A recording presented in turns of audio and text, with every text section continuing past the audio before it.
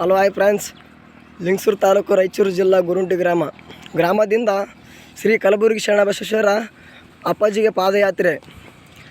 ಇದು 45 ವರ್ಷದಿಂದ ಪಾದಯಾತ್ರೆ ಮಾಡಿಕೊಂಡು ಬಂದಿದ್ದಾರಂತ ಇವತ್ತಿನ ಪಾದಯಾತ್ರೆ ಮಾಡ್ತಿದ್ದಾರೆ ಭಕ್ತಾದಿಗಳು. ನೀವು ಯಾವ ಊರದಿಂದ ಯಾವ ಊರಿಗೆ ಹೊಂಟಿರಪ್ಪ? ನಾವು ರೀ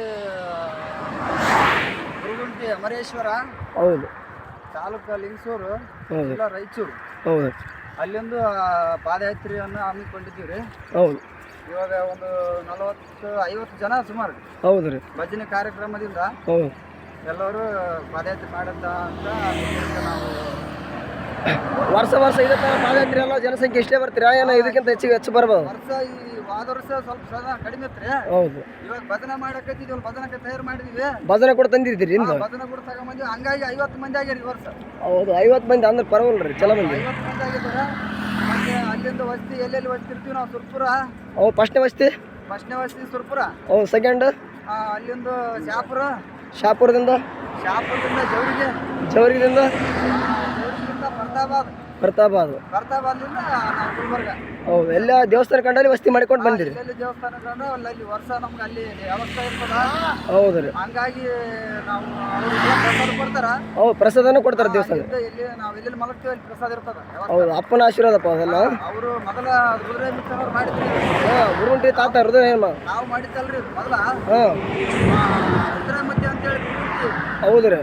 ಸ್ವಾಮಿಯಾರ ಅವರು ಇದನ್ನ ಪಾದಯಾತ್ರೆಯನ್ನು ಮೊದಲಿಗೆ 40 ವರ್ಷದಿಂದ ತಯಾರು ಮಾಡಿದ್ರು. ನಡ್ಬರ್ಕ್ ಒಂದ್ ಸ್ವಲ್ಪ ದಿನ ಗ್ಯಾಪ್ ಆಗಿತ್ತು.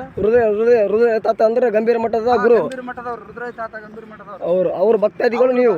ಅವರು ಮಾಡಿದಂಥದ್ದು ಕಾಲಪ್ಪ ಲಿಂಗಾಯಿ ಕಾದ್ರೆ ಇವಾಗ 1 ವರ್ಷ ಆಯ್ತು. ಹೌದು ರೀ. ಅವ್ರ ಮಗ ರಾಚಾಯಿ ಮುತ್ಯನ ಸ್ವಾಮಿಯವರ ಅವ್ರು ತಯಾರು ಮಾಡಿದ್ದಾರೆ ಇವಾಗ ಭಜನೆ. ಮತ್ತೆ ಈ ವರ್ಷ ಫಸ್ಟ್ ಸ್ಟಾರ್ಟಿಂಗ್ 1 ತಿಂಗಳ ಮುಂದಿರಕ್ಕೆ ನಾವು ಡಿಸೈಡ್ ಮಾಡಿದೀವಿ.